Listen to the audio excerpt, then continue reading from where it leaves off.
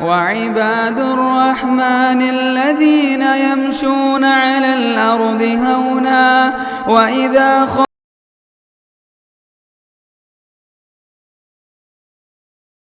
خاطبهم الجاهلون قالوا سلاما. الحمد لله رب العالمين والصلاة والسلام على أشرف الأنبياء والمرسلين وعلى آله وأصحابه أجمعين وعلى من تبعهم بإحسان إلى يوم الدين. وقال الله عز وجل: بسم الله الرحمن الرحيم لإيلاف قريش إيلافهم رحلة الشتاء والصيف فليعبدوا رب هذا البيت الذي أطعمهم من جوع وآمنهم من خوف.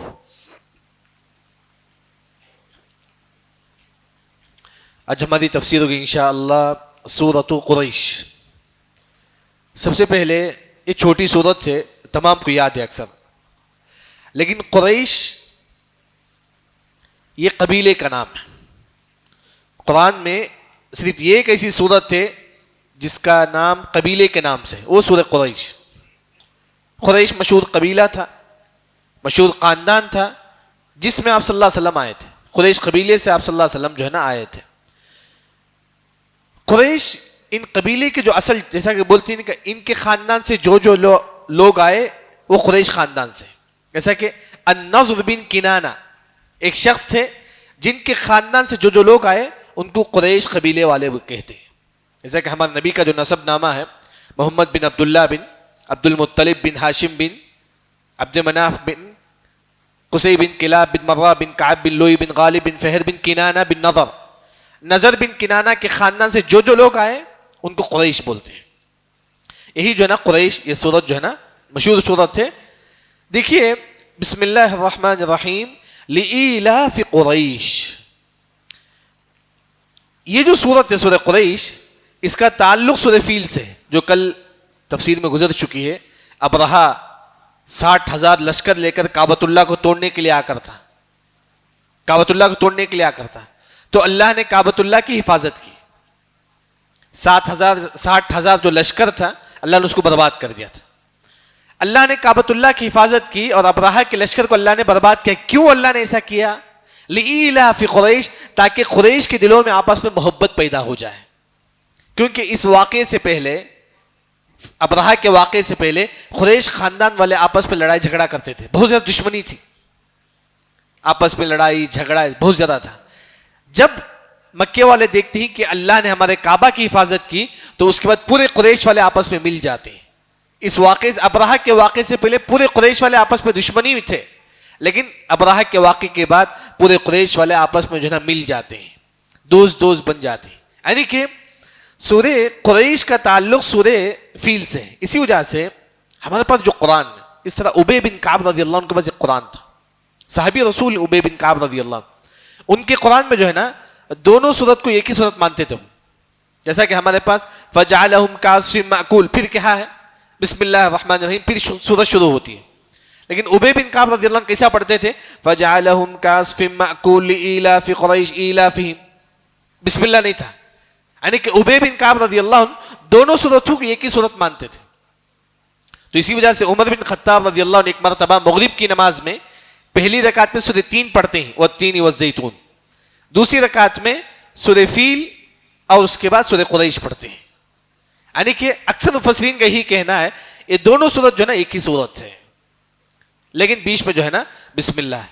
یعنی کہ سورہ قریش میں اللہ نے جو نعمتیں کی ہے مکے والوں پر اس کا ذکر ہے. سب سے پہلے نعمت اللہ نے مکے والوں پر کیا کی تھی؟ لإیلاف قریش. ابرہا کے لشکر کہ جب اللہ نے ہلاک کر دیا اس کے لشکر کو، اس کے بعد مکے والے پورے آپس میں مل گئے. تو قریش جو دشمنی تھی پوری دشمنی چلے گئی، وہ آپس میں پورے لإیلاف قریش. قریش کا معنی کیا ہے؟ ہم ہمیشہ سنتے ہیں کہ قریش کا معنی کیا ہے؟ Business man. بزنس کرتے تھے یہ لوگ، قریش والے بزنس کرتے تھے. تو اس وجہ سے قریش کو قریش بولتی. ایک معنی قریش کا معنی بزنس کرنے والے، کیونکہ یہ لوگ بہت مالدار تھے، کیونکہ بزنس کرتے تھے قریش خاندان والے. دوسرا قریش کا معنی سردار، حکومت کرتے تھے. جیسا کہ آپ دیکھیں گے کعبۃ اللہ اس کے متولی کون تھے؟ عبد المطلب، جو ہمارے نبی کے دادا ہیں. یعنی کہ قریش خاندان والے جو ہے نا سردار کرتے تھے، یعنی کہ وہ جو ہے نا مسجد کے نگران ہوتے تھے، بڑے ہوتے تھے وہ لوگ، سردار بڑے لوگ ہوتے تھے. قریش کا ایک اور جو معنی ہے، عبداللہ بن عباس رضی اللہ عنہ فرماتے ہیں سمندر میں ایک مچھلی ہے، بہت بڑا مچھلی ہے، وہ مچھلی سب کو کھاتا ہے لیکن اس قریش مچھلی کو کوئی نہیں کھاتا ہے. ایک مچھلی کا نام قریش ہے، وہ مچھلی پورے مچھلی کو کھاتا ہے لیکن اس قریش مچھلی کو کوئی نہیں کھاتا، یعنی کہ سب سے بڑا مچھلی، سب سے طاقتور مچھلی. یعنی کہ قریش کا جو معنی ہے کہ سب سے پہلے کہ قریش اصل میں جو ہے نا لوگ آپس میں دشمنی کرتے تھے. ایک اور جو معنی، پوری قریش جب آپس میں مل جاتی ہیں اس کو بھی قریش بولتے ہیں. یعنی کہ مفسرین نے جو ہے نا قریش کے کئی معنی جو ہے نا ذکر کرتے ہیں. یعنی کہ لإیلاف قریش، سب سے پہلی آیت میں اللہ تعالیٰ یہ نعمت ذکر کرتے ہیں، ابرہہ کے لشکر کو اللہ نے ہلاک کر دیا، اس وجہ سے پورے قریش والے آپس میں مل گئے. اس کے بعد دشمنی ختم ہوگی، ابرہہ کے لشکر کے بعد پورے قریش والے آپس میں مل جاتے ہیں. اس کے بعد اللہ نے کہا ایلافہم رحلۃ الشتاء والصیف. اس کے بعد قریش والے مکے میں رہتے تھے، مکے کے باہر جو نا سفر کرتے تھے. ٹھنڈی کے موسم میں یمن کو جاتے تھے قریش والے، گرمی کے موسم میں فلسطین کو جاتے تھے. یعنی کہ ابرہہ کا جو واقعہ جو ہے نا، یعنی کہ اس سے پہلے، ابرہہ کا واقعہ ہونے سے پہلے کوئی مکہ والا مکے سے باہر نہیں جاتا تھا، مکے سے باہر نہیں آتے تھے. کیونکہ اگر کوئی مکے والے مکے سے باہر جاتے سفر کے لیے، کوئی ڈاکو اس میں قتل کر دیتا ان کو، راستے میں جیسا چور ہوتی ان کو مکے والے کو قتل کر دیتا. جب ابرہہ کا لشکر مکہ کو آیا، کعبۃ اللہ کو توڑنے کے لیے آیا، اللہ نے ابرہہ کے لشکر کو اللہ نے ہلاک کر دیا. اس کے بعد مکے والوں کے اطراف کے لوگوں کے دلوں میں ڈر پیدا ہوگا، یعنی کہ ہم مکے والوں کو کچھ بھی نہیں کریں گے کیونکہ اللہ نے ان کے کعبہ کی حفاظت کی.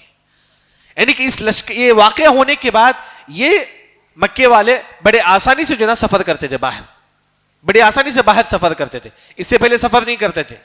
اس واقعے کے بعد بلکہ چور راستے میں پوچھتا تھا کیا تم مکے والے ہی؟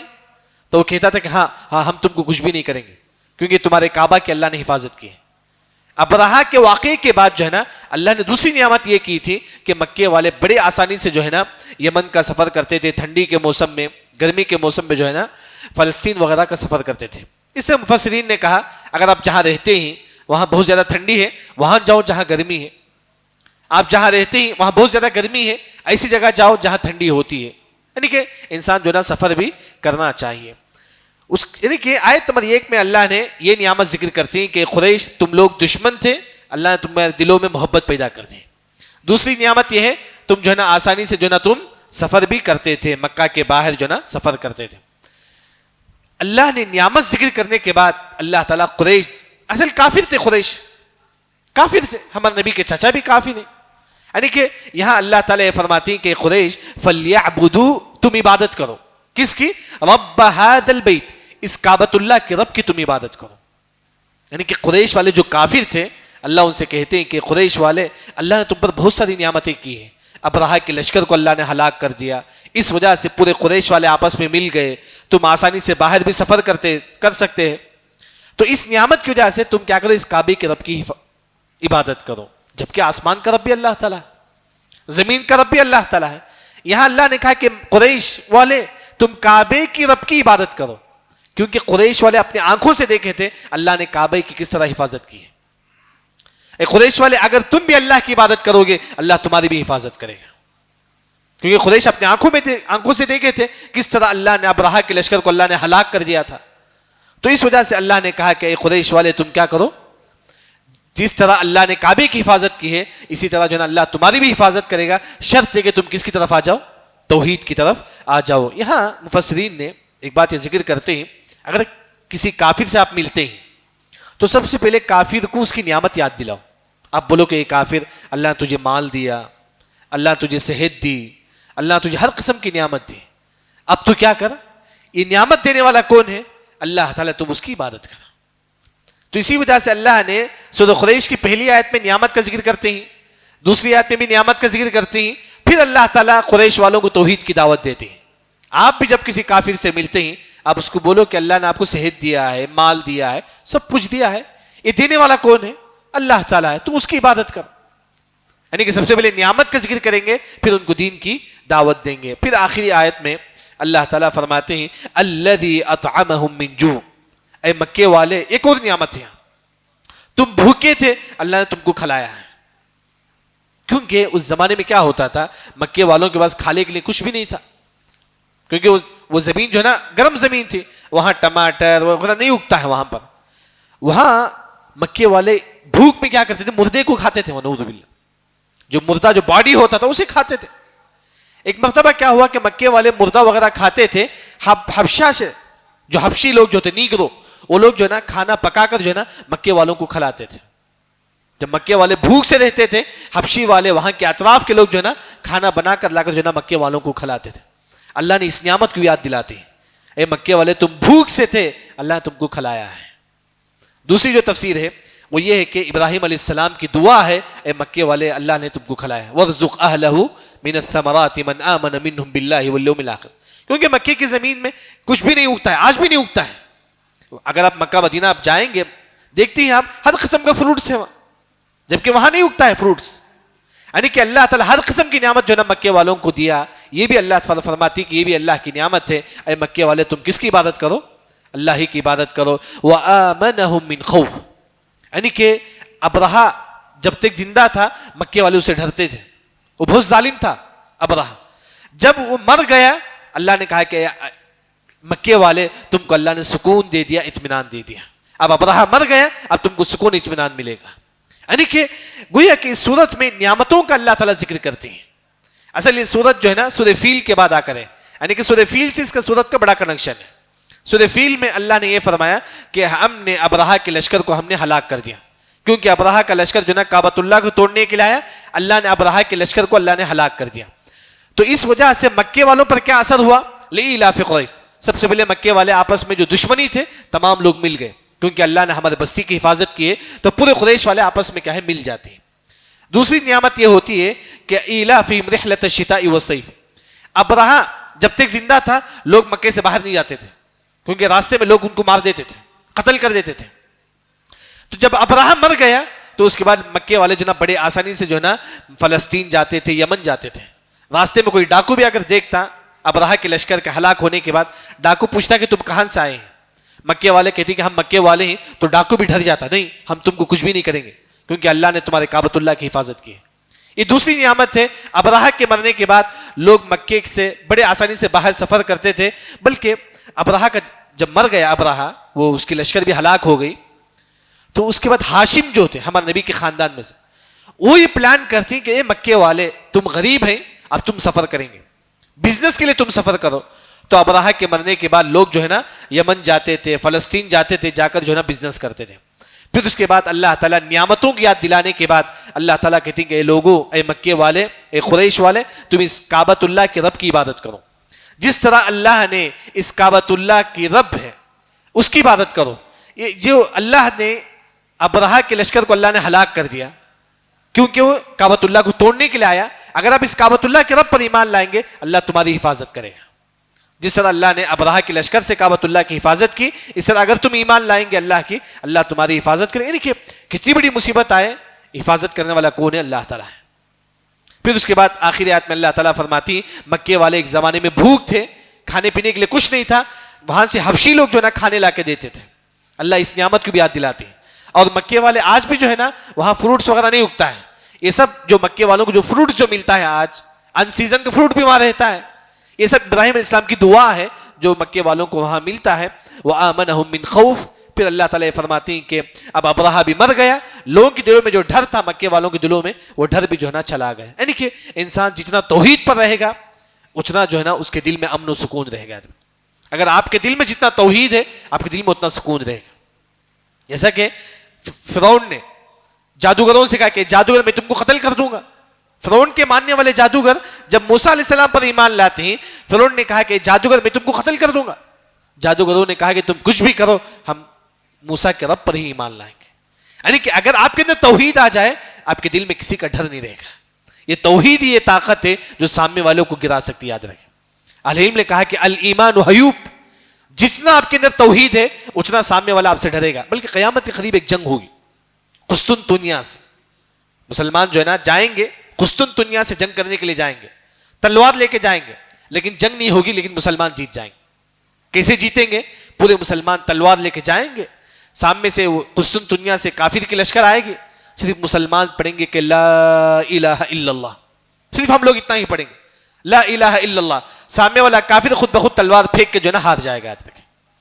یعنی کہ ہمارا جتنی توحید ہوگی اتنا ہی زیادہ دشمن جو نا ہم سے ڈرے گا. یعنی کہ سورہ قریش میں اللہ تعالیٰ نعمتوں کی یاد دلاتے ہیں, یعنی کہ جو نعمت اللہ نے ہم کو دی ہے, جو آج تک لوگ دشمن تھے, اللہ ان کو جو ہے نا دلوں میں محبت پیدا کر دیا.